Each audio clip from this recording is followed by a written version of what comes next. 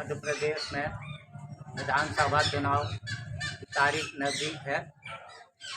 ऐसे में जनता अभी खुलकर सामने नहीं आ रही और ना कुछ बोलने के लिए तैयार है।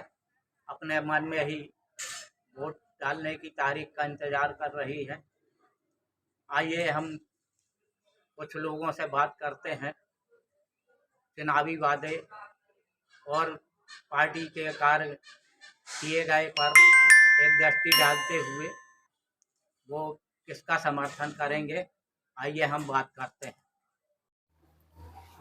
मध्य प्रदेश में चुनावी सरगर्मियाँ तेज हैं।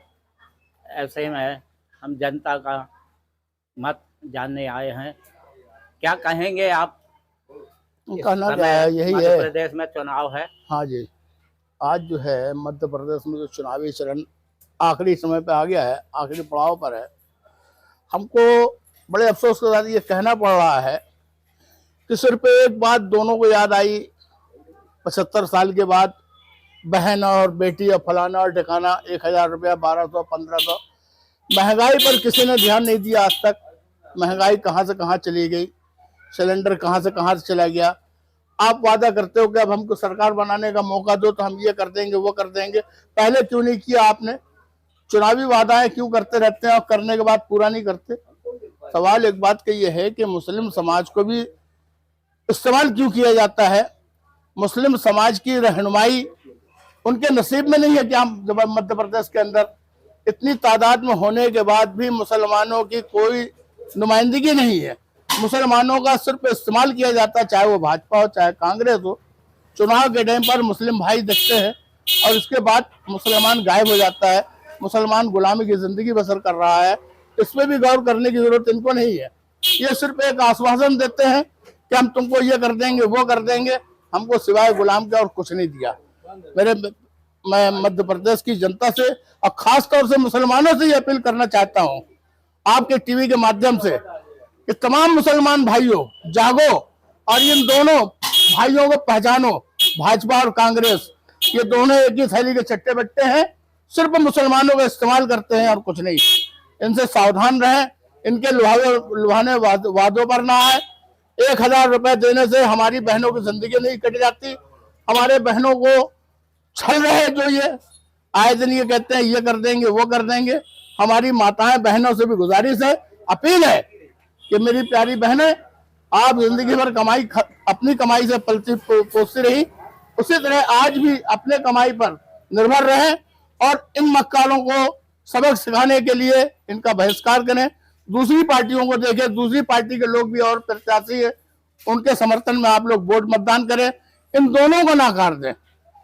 एक IMM जो पार्टी आई है वो भी भारतीय जनता पार्टी की भाई बनकर आई है। मेरे प्यारे भाइयों, हम ये कहना चाहते हैं आप लोगों से, क्योंकि हम राजनीति से बहुत दूर है अभी। कहने का मतलब ये सच्चाई जो है वो ये है कि 75 साल की आजादी में मुस्लिम समाज गया बर्बादी में। उसका कारण क्या है और उसका जिम्मेदार कौन है? हमको इस पर भी गौर करना है मुस्लिम भाइयों।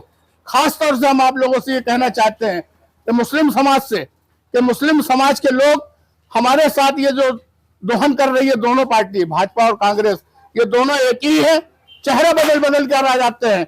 उसका उदाहरण हम आप लोगों को देना चाहते हैं और सबूत के साथ ये कहना चाहते हैं कि भाजपा के लोग अगर इस्तीफा देते हैं तो कांग्रेस में जाते हैं, कांग्रेस के लोग इस्तीफा देते हैं तो भाजपा में जाते हैं। बाकी हमारा आपको बेवकूफ बनाते हैं कि हम अलग अलग है। ये साथियों दोनों एक ही है, अलग अलग नहीं है। आज महंगाई आसमान से बात कर रही है, उसके विषय में कोई बोलने वाला नहीं। बेरोजगारी नाम की चीज नहीं, रोजगार तो है ही नहीं है। बेरोजगार इतना बढ़ गया कि जिसका कोई हिसाब नहीं। उसका उदाहरण आपको दे दें, ई रिक्शा इतना ज्यादा शहर रोड पे आ गया है, जो कभी ई रिक्शा का हैंडल नहीं पकड़ा, आज वो ई रिक्शा चलाने पर मजबूर हो गया। क्योंकि अपना परवरिश कैसे करे, अपने बच्चों की जिंदगी का जीवन यापन कैसे करे, ये उदाहरण है आप लोगों के सामने बेरोजगारी की। सरकारें वादा करती है बहुत कि हम रोजगार दिए, ये किए, वो किए, सिर्फ और सिर्फ आश्वासन। बीच में एक ना किसी को आ नहीं है और दोनों चट्टू पट्टू एक ही बाप के बेटे हैं। अच्छा करो बुरा करो, मुसलमानों को बदनाम किया जाता है, मुसलमानों को मारा जाता है, मुसलमानों से 3 नफरत हो गई कि 4 हाथ दूर रहते हैं और उल्टी सीधी बातें करते हैं। बस मैं इतना ही बोलना चाहता हूँ, उससे आगे नहीं। मध्य प्रदेश में चुनाव है, चुनाव की तारीख नजदीक है। आप इस पर क्या कहेंगे? कौन सी पार्टी जीत कर आ रही, कौन सरकार बना रही? ये प्रथम दृष्टया मैं ये कहना चाहूँगा सर्वप्रथम कि ये जनता का चुनाव है। जनता अपने प्रतिनिधियों को चुनेगी।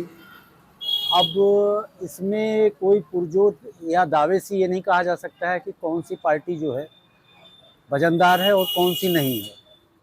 दोनों ही पार्टियां अपने अपने क्षेत्र में अपने अपने प्रतिनिधित्वों के माध्यम से पूरा जोर लगाए हुए हैं। हाँ, ये जरूर है कि जनता इस बार जो है मौन हो करके और सारी चीज़ें देख रही है। जनता को जो है महंगाई, बेरोजगारी और भी बहुत सारी जो मूलभूत चीज़ें हैं वो कहाँ तक ये हो पा रहा है, जनता यह देख रही है। और इस हिसाब से ये मैं कहना चाहूँगा कि मेन चीज़ है विकास का। और एक पार्टी जो है 20 सालों से लगातार, कुछ दिनों के लिए एक दूसरी पार्टी आई थी, तो 20 सालों से जो है लगातार वो हो रहा है, विकास हुआ भी, मगर जो जनता के लिए जितना कुछ होना चाहिए शायद नहीं हुआ। उसकी भी वजह ये है कि अब चाहे वो बजट की बात रही हो या जो भी अन्य चीज़ें हैं, पर अभी भी जनता जो है अपने मूलभूत सुविधाओं से, मूलभूत आवश्यकताओं से वंचित है।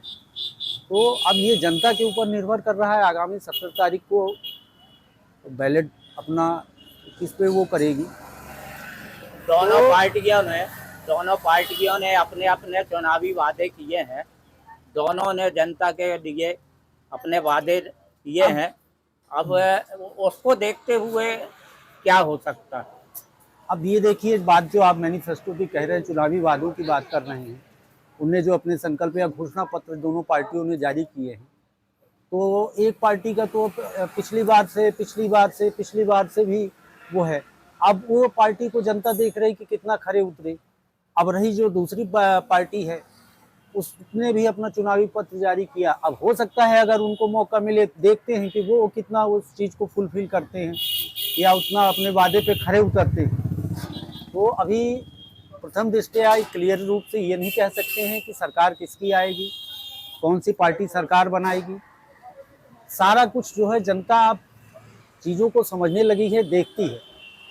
विकास के मुद्दे पे, महंगाई के मुद्दे पे, बेरोजगारी के मुद्दे पे, स्वास्थ्य के मुद्दे पे। तो ये अब जनता के ऊपर ही निर्भर है, एक व्यक्ति विशेष के माध्यम से, ये कि कौन डिसाइड करेगा कि सरकार आएगी। भाजपा शासन काफी लंबे समय से है जी, और उनका विकास तो जनता को दिख रहा है।